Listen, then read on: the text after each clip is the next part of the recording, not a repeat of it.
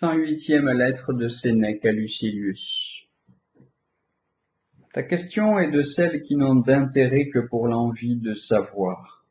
Néanmoins, pour ce seul intérêt, tu es pressé, et tu ne voudrais pas attendre le traité dont je classe à présent les chapitres, et qui embrasse toute la philosophie morale. Je vais donc résoudre tes doutes, mais en t'indiquant tout d'abord le moyen de ménager cette cupidité de savoir dont je te vois enflammé, de façon qu'elle ne fasse pas obstacle à elle-même. Gardons-nous de butiner çà et là, mais aussi gardons-nous d'envahir avidement tout le champ de la science. Chaque partie mènera de proche en proche à la connaissance du tout. On doit proportionner la charge à ses forces et ne pas en prendre au-delà de ce qu'on en saurait porter. Absorbe selon ta capacité, non selon ton désir. Il n'est plus que d'avoir bon courage, capacité et désir se feront équilibre.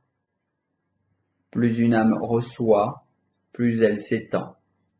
Je me souviens d'un précepte que m'apprenait Attal, au temps où je ne quittais plus sa salle de conférence, où j'étais le premier à y entrer, le dernier à en sortir, et où, même pendant sa promenade, je l'entretenais dans un entretien, car il était à la disposition de ses disciples et venait même au devant. L'enseignant et l'enseigné, disait-il, doivent tendre au même but, que le premier fasse progresser et que le second progresse. Celui qui vient écouter un philosophe doit en rapporter un bénéfice quotidien, en revenir plus guéri ou plus guérissable. Et il en est bien ainsi. Mon cher Lucilius, l'efficacité de la philosophie est si grande que tous y gagnent, les disciples et les simples auditeurs. Quand on s'expose au soleil, on brunit, bien qu'on ne s'y soit pas exposé pour cela. Il suffit de s'attarder un peu dans la boutique d'un parfumeur pour en rapporter sur soi l'odeur. On ne quitte pas non plus la société d'un philosophe sans avoir tiré de là nécessairement quelque chose d'assez fort pour profiter même aux inattentifs. Pèse bien mes termes. Je dis inattention, et non pas prévention. Mais quoi, penseras-tu, n'en connaissons-nous pas qui sont restés campés des années en face d'un philosophe, sans y prendre seulement quelques teintures superficielles? Certes, j'en connais des modèles de persévérance et d'assiduité de ces gens qui sont, à mon compte, moins les disciples du philosophe que ses locataires. Certains viennent pour l'entendre, non pour apprendre.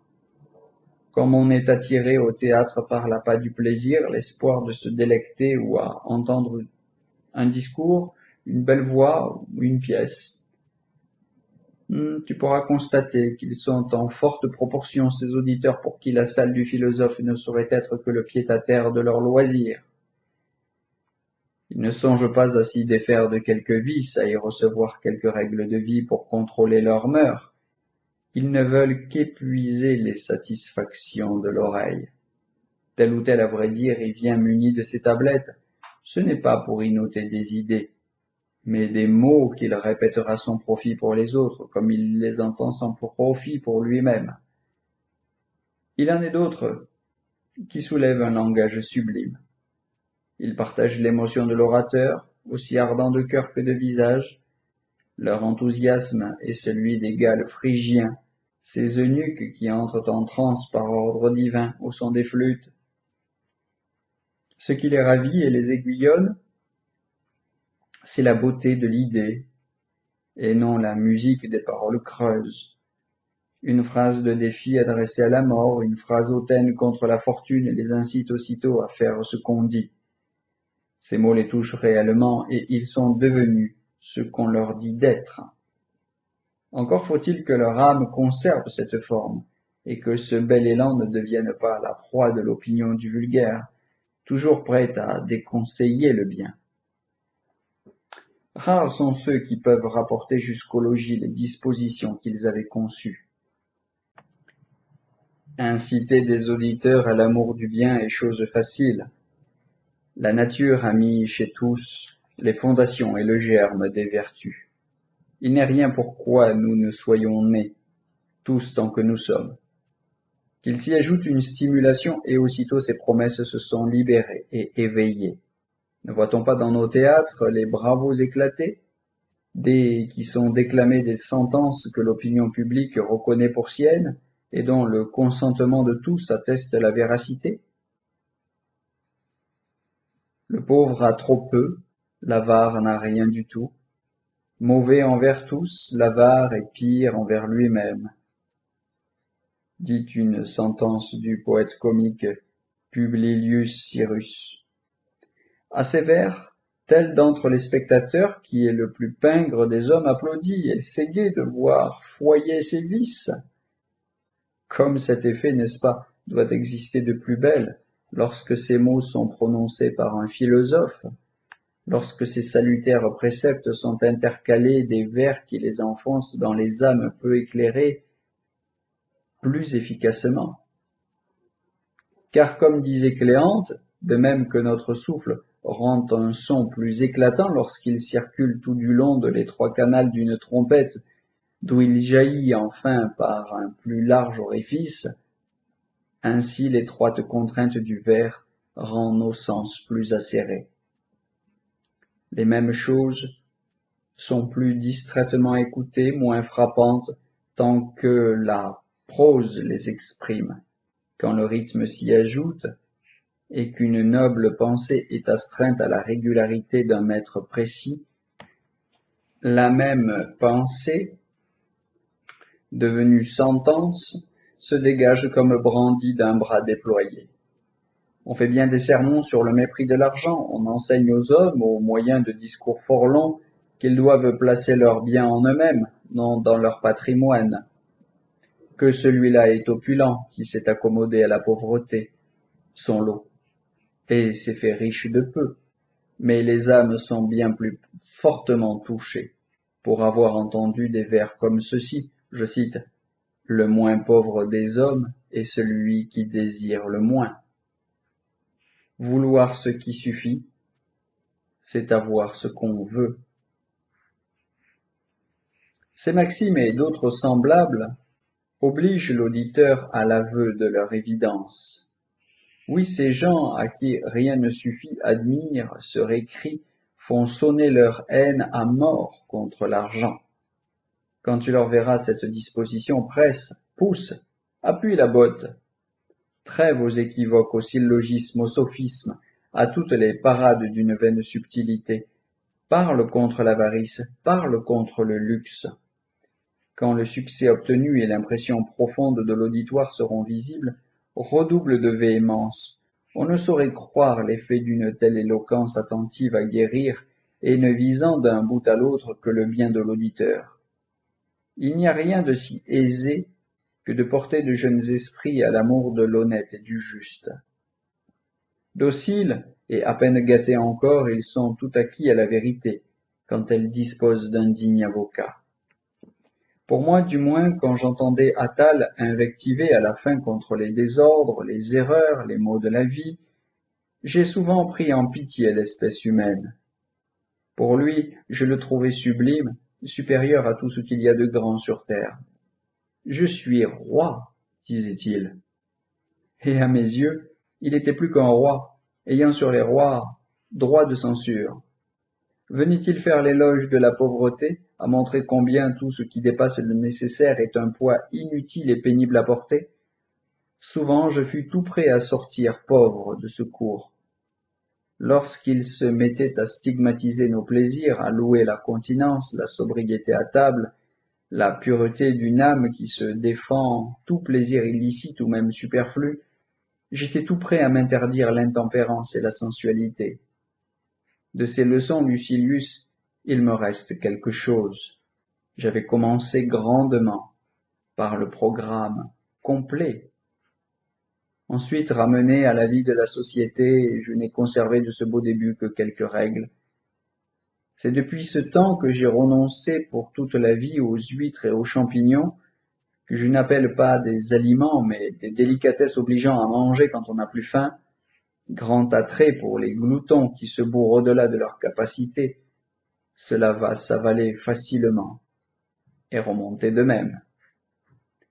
De ce nombre, interdiction pour toute la vie de porter des parfums, la plus exquise senteur du corps étant de ne rien sentir. De ce nombre, mon estomac, sevré de vin. De ce nombre, mon refus pour toute la vie de fréquenter les hammams. Se rôtir le corps et l'épuiser de sueur m'a paru un exercice nuisible et un excès de raffinement. Les autres habitudes que j'ai sacrifiées sont revenues, de façon toutefois qu'à l'égard des choses dont j'ai cessé de m'abstenir, je garde une mesure, assez proche, il est vrai, de l'abstinence, et plus difficile peut-être, étant donné qu'en certains cas, le retranchement total coûte moins que l'usage modéré. Puisque j'ai commencé à te faire voir le contraste entre la fougue juvénile de mes débuts philosophiques et la tiédeur de ma persévérance sénile, je déclarerai sans rougir quelle passion pour Pythagore m'avait inspiré Sotion. Il expliquait pourquoi ce philosophe s'était abstenu de la chair des animaux, pourquoi Sextius le fit depuis. Leurs motifs étaient différents, mais de part et d'autre d'une rare élévation. Sextius croyait que l'homme possède une alimentation suffisante sans verser le sang, que la cruauté lui devient une habitude quand il s'est fait un plaisir de déchirer les chairs. Il ajoute qu'il faut resserrer le champ de la sensualité et déclarer dans sa conclusion que notre variété de mets est contraire à la santé et peu faite pour le corps humain. Pythagore, lui, affirmait la parenté de tous les êtres avec tous et la métempsychose. Nulle âme, à l'en croire, ne périt ni même ne cesse d'agir, sauf dans le court moment de sa transformation en un autre corps, sans chercher pour l'instant après quelle période successive, à quelle époque, de domicile au bout d'une série de passagers, elle retourne à la forme humaine. Toujours est-il que Pythagore a inspiré aux hommes la crainte d'un crime et d'un parricide éventuel, puisqu'il pourrait, sans le savoir, rencontrer l'âme d'un père et porter un fer ou une dent sacrilège sur quelque chair où l'esprit d'un ascendant serait logé. Après cet exposé que Sotion renforçait de ses propres arguments, je cite, « Tu ne crois pas, disait-il, que les âmes se voient assigner des séries de corps comme résidences successives, que ce qu'on appelle la mort n'est qu'une transmigration. Tu ne crois pas que chez tous ces animaux domestiques ou sauvages, ou chez ceux que couvrent les eaux, séjourne une âme qui fut celle autrefois d'un être humain. Tu ne crois pas que dans cet univers rien ne périt mais change simplement de canton. Aussi bien que les corps célestes tournent en un cercle déterminé, chaque être qui respire a ses phases diverses, toute âme son orbite. Eh bien, de grands hommes l'ont cru. Diffère donc, si tu veux, ton jugement, mais en te réservant le bénéfice de l'une et l'autre solution. La doctrine est-elle vraie? L'abstinence de la viande sauve du crime. Fausse? Elle rend sobre. Que perds-tu, dans le cas présent, à te montrer docile? Ce sont des aliments de lion et de vautour que je t'arrache. Touché au vif, je m'abstins de nourriture animale. Un an de ce régime me le rendit facile, agréable même. Je m'en trouvais l'âme plus agile et je n'oserais jurer aujourd'hui que c'était une illusion. Tu veux savoir comment j'y ai renoncé? L'époque de ma première jeunesse coïncidait avec le début du règne de Tibère, où les rites des divinités étrangères étaient accomplis. En revanche, l'abstinence de certaines viandes comptait pour marque de superstition. À la prière de mon père, qui ne craignait pas les mauvais soupçons, mais détestait la philosophie, je revins donc à mon premier régime, et il n'eut pas grand-peine à me persuader de faire un peu meilleure chère. Autre chose, Attale recommandait l'usage d'un matelas qui résiste. À mon âge, tel est encore le mien. car l'empreinte du corps n'y paraît pas. J'ai cité ces détails pour te faire saisir la véhémence qu'apporte l'apprenti tout jeune dans ses premiers élans vers les formes du bien parfait, dès qu'on l'y exhorte, dès qu'on l'y pousse. Mais nous bronchons, et c'est en partie la faute de ceux qui enseignent à disputer, non à vivre. En partie celle des élèves, qui se présentent à leur maître avec l'intention bien arrêtée de se cultiver l'esprit sans songer à l'âme. Et cela fait que la philosophie n'est plus que de la philologie. Or, il importe beaucoup, en toute étude qu'on aborde, de savoir le but qu'on se propose. L'apprenti grammairien, en épluchant Virgile, ne lit pas l'admirable trait. Irretrouvable, le temps fuit, est-il écrit. En se disant « Veillons, si nous ne faisons pas diligence, nous voilà en arrière. Les jours nous poussent, poussés eux-mêmes, une force nous emporte à notre insu. Tous nos arrangements regardent à l'avenir, tout se précipite et nous dormons. » Fin de citation. Mais il observe que dans tous les passages où Virgile parle de la vitesse du temps, il emploie le verbe « fuir ».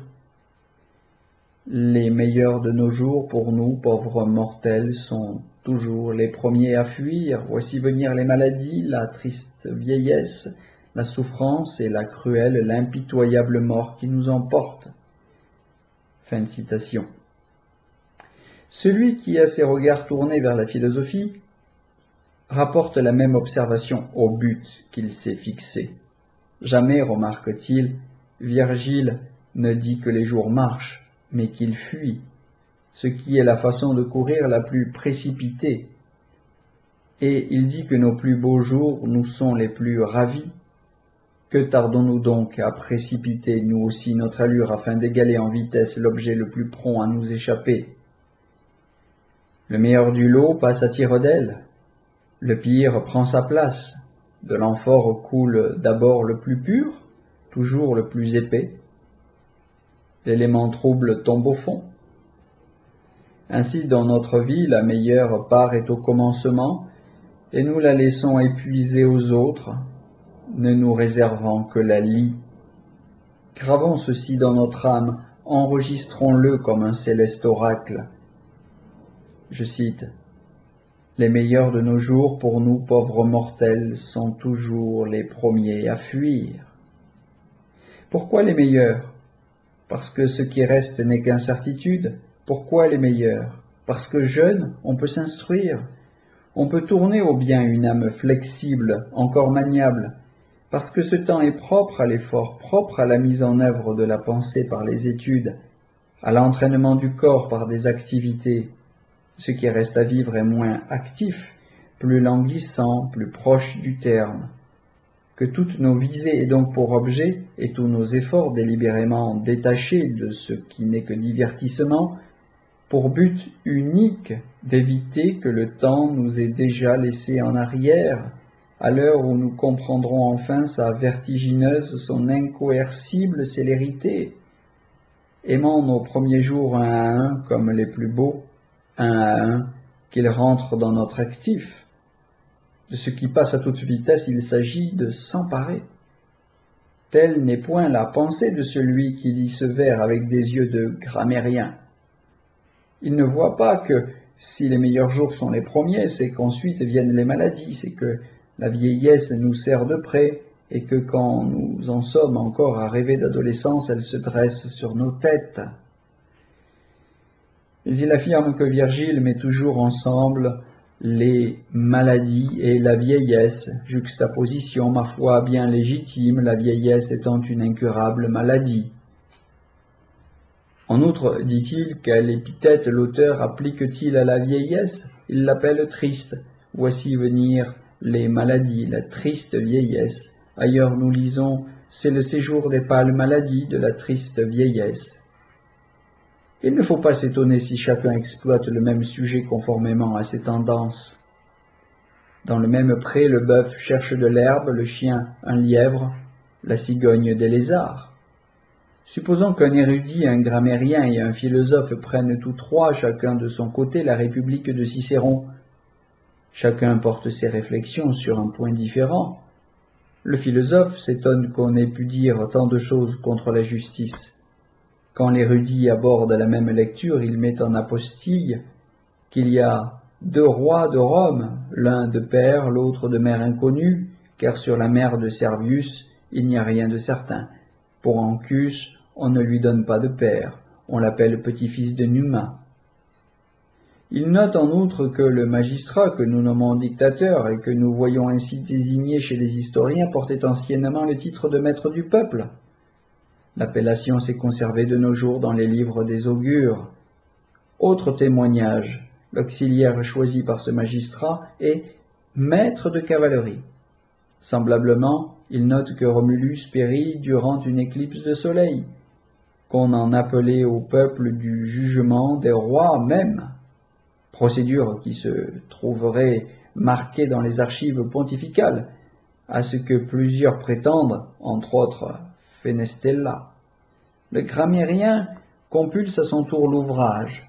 Il enregistre d'abord dans son commentaire les composés de pse, reapse, mis par Cicéron pour reipsa, et non moins souvent sepse pour seipse, etc. Puis il vient au terme dont l'usage moderne a changé l'emploi, comme dans ce passage de Cicéron, puisque, je cite, « son intervention dans le débat nous ramène de la borne même à calquer en arrière ». À calquer. Le mot calx désignait anciennement la borne du cirque, aujourd'hui appelée Créta. Ensuite, il recueille précieusement les vers d'Ennius, avant tout ceux qu'il consacre à Scipion l'Africain, dont personne, je cite, citoyen ou ennemi, ne paya jamais le concours, opis precium, par assez de gratitude. Fin de citation. Or il voit, dit-il, la preuve que dans l'usage ancien, opem signifiait non seulement secours, mais concours prêté, puisque Ennius affirme ici que nul citoyen ou ennemi n'était en mesure de payer le concours d'un Scipion. Après cela, il s'estime tout heureux d'avoir découvert d'où vient qu'il plut à Virgile d'écrire, je cite, « Au-dessus de sa tête donne la vaste porte du ciel ». Ennius, déclare-t-il, déroba ce trait à Homère, Virgile à Ennius. On trouve en effet ce distique d'Ennius précisément dans la République de Cicéron. Je cite, « S'il est permis à un mortel de monter jusqu'aux espaces où siègent les dieux, les vastes battants de la porte du ciel ne s'ouvrent qu'à moi. » Mais je ne voulais pas me glisser par distraction à la place de l'érudit ou du grammairien. Je rappelle donc qu'il faut écouter ou lire les philosophes en rapportant tout à notre but, la vie heureuse.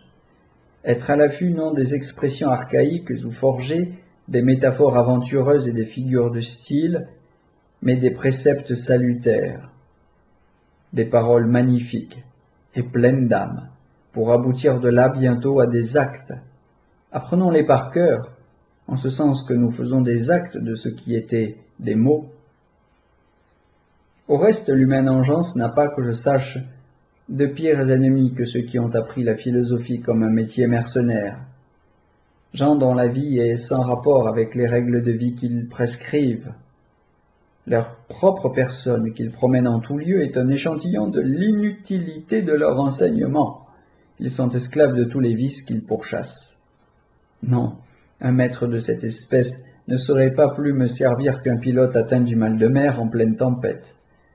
Il faut tenir le gouvernail que la vague veut nous ravir, lutter corps à corps avec la mer, dérober au vent les voiles.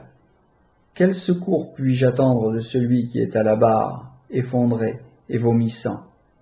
Or, les tempêtes de la vie ne sont-elles pas infiniment plus terribles que celles qui secouent le navire?